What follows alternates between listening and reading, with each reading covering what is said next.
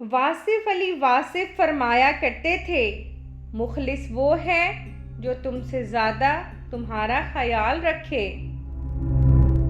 رحم اس فضل کو کہتے ہیں جو انسان پر اس کی خامیوں کے باوجود کیا جائے۔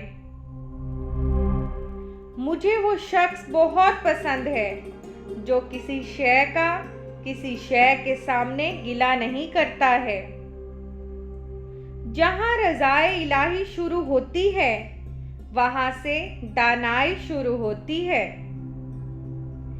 بغیر وجہ کے ضرور معاف کر دینا یہ بھی صدقہ ہے، اور ایسا صدقہ ضرور دیا کرو۔ دعا میں لوگوں کو شریک کر لیا جائے تو دعا منظور ہو جاتی ہے۔ جس آدمی کے پاس عقل نہیں اس کو عقل کہاں سے دو گے؟ یہ خدا داد خاصیت ہے۔ اللہ نے بعض کو بعض پر فضیلت دی ہے، کسی کو نصیحت کرنے والا اور کسی کو نصیحت سننے والا بنایا۔